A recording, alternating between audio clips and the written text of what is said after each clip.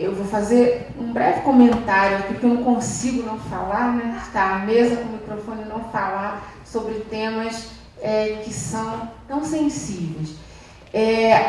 A prestação de contas é fator de intervenção de um ente da federação no outro.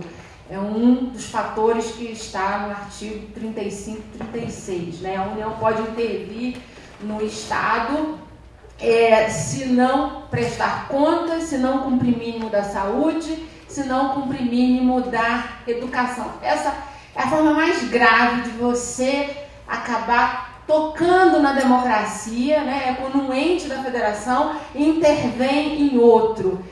E, por acaso, a Justiça Eleitoral acha que esses 3 casos não são graves para que esses gestores se tornem inelegíveis. No caso da saúde, a questão é mais grave ainda, que a emenda 29 deu uma nova redação ao artigo 160 e prevê que o descumprimento do mínimo da saúde é fator de bloqueio do FPE, do FPM, ou seja, da repartição de receita que integra o Pacto Federativo Fiscal. Se isso é bom ou é ruim, se o Constituinte deveria fazer isso ou não, eu até discordo, mas o fato é que a emenda foi aprovada e não há nenhum questionamento em relação a isso. Né? Então, se eu entendo que um gestor que não aplica o mínimo da saúde e pode deixar toda a sociedade sem receber FPE ou FPM, IPI exportação, né, a participação na CID e todas as transferências voluntárias da União, isso não é grave para aquele povo, eu não sei o que é grave para a sociedade.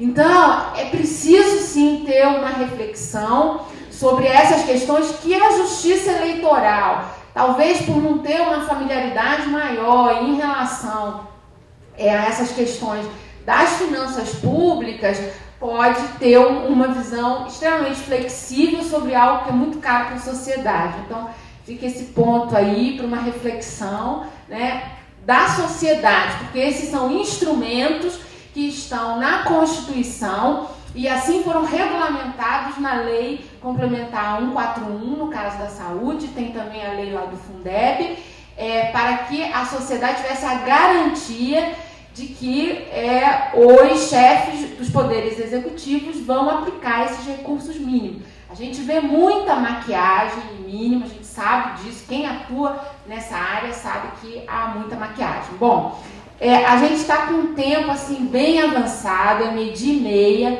Eu queria consultar os membros da mesa se eles aceitam que a gente abra pelo menos 10 minutos, é possível a gente abrir 10 minutos para pergunta? Então, estão abertas as inscrições, o Luciano já levantou a mão, o outro colega ali também. Nós hoje somos parceiros, porque efetivamente a lei da ficha limpa trouxe luz aos tribunais de contas e estamos desenvolvendo um grande trabalho nessa tentativa de exigir que sejam cumpridas essas prestações de contas. Eu gostaria de fazer uma pergunta ao Dr. Odilon. Qual seria a solução, já que nós gostamos desses embates difíceis, né? Qual seria a solução para resolver esse impasse sobre as contas dos prefeitos? Né? Seria um projeto de lei de iniciativa popular alterando para que as contas fossem efetivamente consideradas com o parecer do Tribunal de Contas? Porque nós temos trabalhado o Tribunal de Contas do Município de São Paulo, o Tribunal de Contas do Estado, com a Procuradoria de Contas do Estado. O município não tem ainda Procuradoria de Contas, estamos lá brigando para tentar estabelecer também. Mas qual seria essa solução para a gente resolver esse impasse? E para o doutor Marcos Bequerê, se é possível aos tribunais de contas emitir esse parecer considerando o ato doloso, a improbidade, que realmente seria uma forma de conciliar com os tribunais de contas. E por último, se vocês têm conhecimento e qual a posição sobre alguns tribunais que estão emitindo termo de ajustamento de conduta quando não existe o cumprimento que foi falado sobre as exigências das aplicações. É isso. Me chamo Leonardo Hernandes, eu tenho 9 anos que eu trabalho na Justiça Eleitoral e atualmente eu fui diretor-geral do TRE de Goiás. Eu quero fazer uma crítica aos tribunais de contas.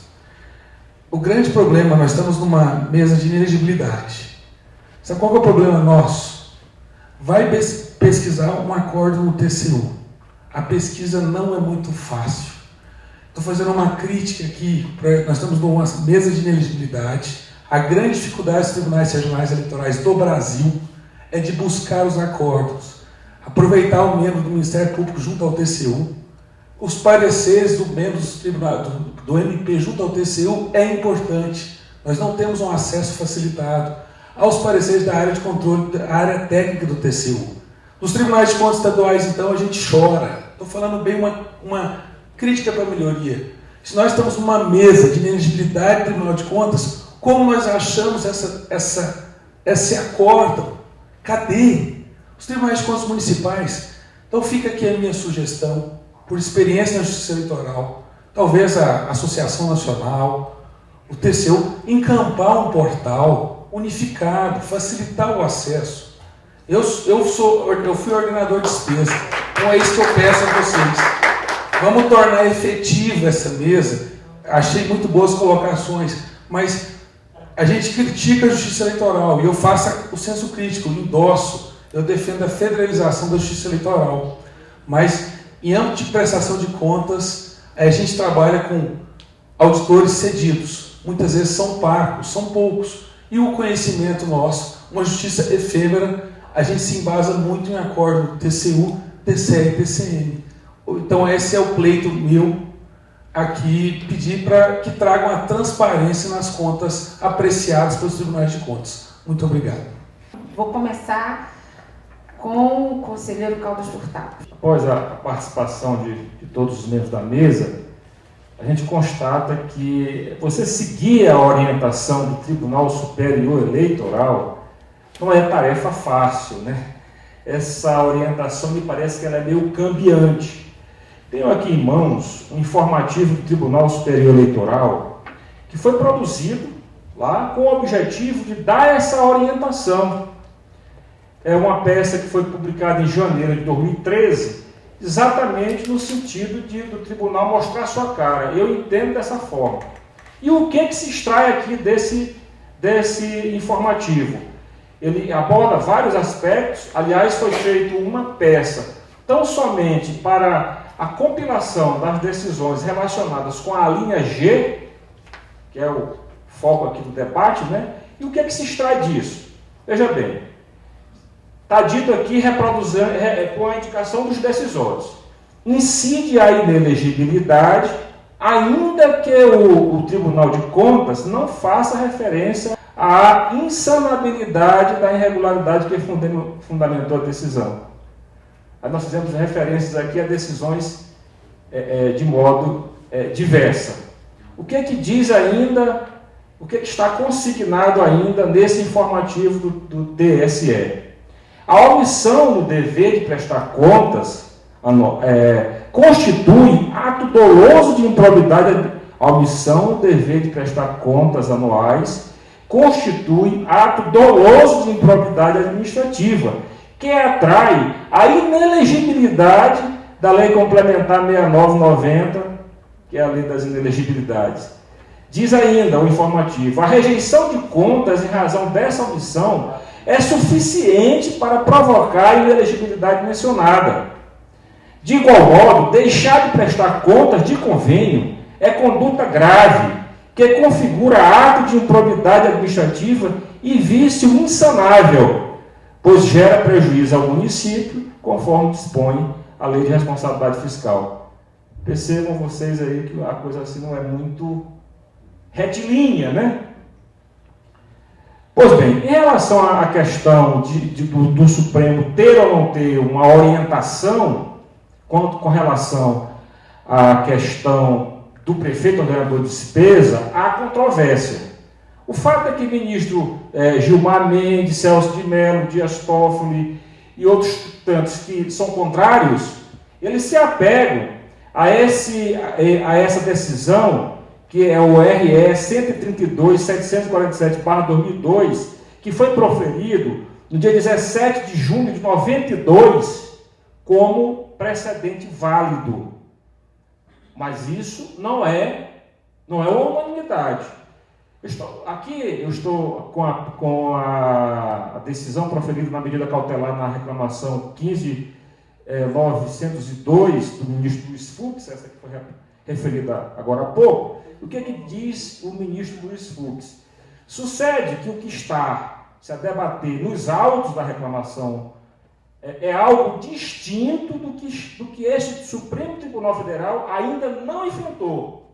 Palavras do ministro Luiz Fux. Eu me filio a essa tese. Por quê? Porque quem já esteve o zelo de examinar esse processo lá de 2002 vai constatar, ou constatou, que não houve emissão de acórdão, que não houve propriamente um julgamento de Tribunal de Contas. Houve uma referência a atos de improbidade em contas de governo. Isso foi arguído na Justiça Eleitoral, as contas eram de Sergipe, da Prefeitura Aracaju, e na época lá, por força da argumentação do ministro Veloso, isso acabou prevalecendo na Justiça Eleitoral. Lá em 92, chegou ao Supremo.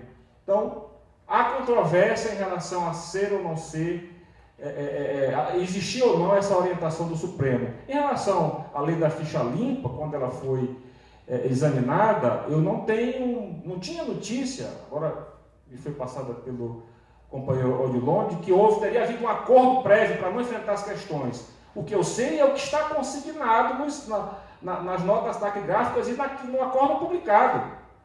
Dias Toffoli enfrentou a questão, conforme bem relatou o companheiro Odilon, e disse que a norma da lei da ficha limpa seria inconstitucional. No mesmo sentido, Gilmar Mendes falou expressamente, enfrentou a questão, e mais ainda o ministro Celso de Mello.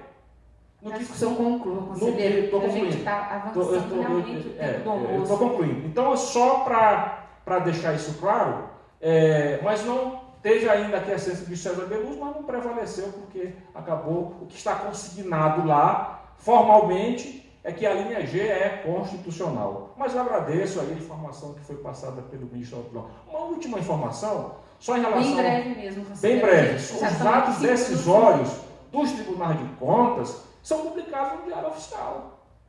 São publicados no Diário Oficial. Pelo menos no Tribunal de Contas do Maranhão, não há, por parte da Justiça Eleitoral, esse tipo de reclamação. Pelo menos eu não tenho conhecimento. Porque no Maranhão não tenho conhecimento. Doutor, eu ficava com o doutor Clodomir, juiz mesmo, TRE Maranhão. Sim, conheço. Estou falando uma seguinte questão. Como é que a gente vai buscar nos diários oficiais? Nós temos 2 meses para julgar as prestações de registratura.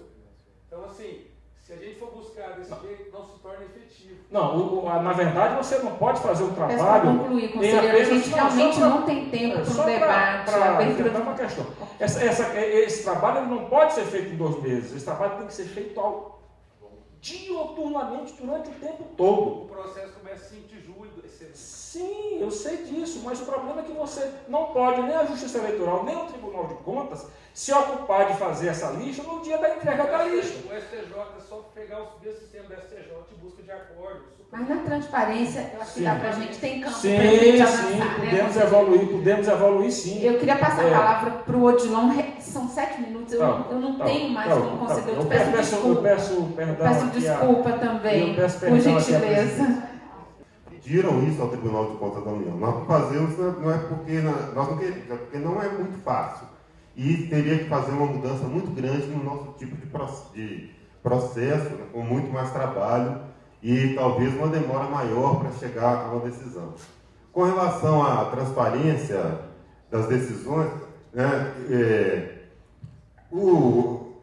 realmente, né, o nosso portal não está muito aperfeiçoado, a gente tem dificuldade, mas pelo que eu sei, entrando com o número do processo, você tem lá o relatório, o voto e o acordo. Isso aí não tem dificuldade. Me parece que a sua dificuldade é com relação ao parecer do MP e a instrução da unidade técnica. Realmente isso não está. Eu vou procurar saber por quê. Né? Se é questão de dificuldade técnica ou se é questão por algum outro motivo, legislação. Eu me lembro que houve uma discussão com a Auditar uma vez a respeito disso e houve uma resistência dos servidores para colocar a sua instrução, a instrução que ele assinou na internet para acesso a todos, né? Então, talvez isso aí pudesse disponibilizar para a Justiça Eleitoral, ou então, depois da lei da transparência, talvez essa justificativa não se sustente mais, né? Mas eu vou procurar saber se eu poderia deixar seu e-mail e telefone, porque eu vou procurar saber por quê e o que se pode fazer para melhorar isso, né? Porque o objetivo desse seminário é realmente caminhar para algum resultado prático, né? E com relação aos tribunais de contas dos estados e municípios, realmente tem alguns que sequer publicam qualquer decisão. Tem um tribunal de contas que você não consegue achar nenhuma decisão, isso é uma realidade. Mas o trabalho que a Tricom está fazendo é um dos elementos importantes de avaliação da qualidade, né? A transparência e o acesso às decisões é um ponto importantíssimo de avaliação da qualidade dos tribunais de contas que a Tricom está levando a efeito esse ano e eu imagino que tende a melhorar. Muito obrigado. Endosso totalmente a crítica do nosso colega Leonardo. Isso, eu acho que realmente os tribunais de contas têm que ser totalmente transparentes, o parecer do MP tem que estar na internet para consulta da sociedade e do TSE, as auditorias também, os técnicos não têm que querer ou deixar de querer que é um documento público, não é? Que se ele assinou ali, ele tem que ser responsável por aquilo que ele firma, da mesma forma que o procurador é responsável por aquilo que ele diz, da mesma forma que os conselheiros são responsáveis pelo acordo que produzem. Então, toda essa transparência só pode ser salutar, não pode nunca ser prejudicial à sociedade. Assim é a minha visão. Eu considero o TAC ou o TAG uma aberração, com todo respeito a quem pensa diferente, mas para mim é uma aberração. Acho que quem pode mandar não precisa fazer acordo. Existe TAC no Ministério Público, o Ministério Público não pode mandar. Então, para não ter que entrar na justiça, ele conversa com o gestor e, se chegarem a um acordo, evita um processo. O Tribunal de Contas ele tem o poder do acordo, ele tem poder de fixar prazo, ele tem poder de estabelecer cronograma. Então, ele sempre tem que fazer algum acordo, aceitar alguma ponderação do gestor, no sentido de conceder um prazo de adaptação, ele tem que fazer isso por meio de acórdão, e o acórdão tem poder mandatório. Não tem sentido falar em TAC ou TAG como se fosse uma grande inovação dos tribunais de contas. Se alguém tiver que fazer TAC ou TAG, vai ser o Ministério Público de Contas. Aí, que é uma ferramenta que a gente não tem utilizado. A gente prefere que o Tribunal de Contas use o seu poder mandatório, né? Que dá mais efetividade às determinações. E a questão do exame do dolo. Sim, acho que quando o tribunal tem que aplicar uma multa de 100%, ele tem que fazer um exame de culpabilidade para justificar a multa, mas não é a exceção, não é a regra, né? Muitas vezes o dolo grita nos autos e a situação está fácil de ver que o gestor agiu com dolo evidente, mas nem sempre isso é possível, e mesmo não sendo possível, aquilatar o dolo para afirmar não, foi um ato doloso, foi um ato culposo, o tribunal às vezes ele se contenta em dizer foi no mínimo culposo. Então, sendo no mínimo culposo, eu não sei se foi doloso, mas eu sei que foi culposo, então eu já posso condenar e já posso aplicar uma sanção. É da natureza do processo dos tribunais de contas não ter esses elementos de avaliação do ânimo do agente, muitas vezes vinculado a uma investigação penal. Você precisaria ter conversas gravadas, testemunhos de outros fatos que não estão ali no processo no tribunal, que é um processo extremamente documental, que não há oitiva de testemunhas, enfim. É um desafio. Eu acho que por um bom tempo, ainda vai ser um ônus do Tribunal Eleitoral fazer essa avaliação. A gente não pode também deixar de ter em mente que, assim como no direito penal, o direito eleitoral é muito casuísta, né? Depende muito do nome e sobrenome da pessoa que está sendo processada. E muitas vezes a jurisprudência ela vai para lá e vai para cá, não é por problema jurídico, é por problema do mundo dos fatos, dos fatores reais de poder, né? Nossa parte é defender com o maior vigor possível os bons argumentos, aqueles que a gente acha que deve prevalecer, contar com o apoio da sociedade, da imprensa, porque tudo isso forma uma pressão da opinião pública sobre quem julga também, né? É isso, muito obrigado. Bom.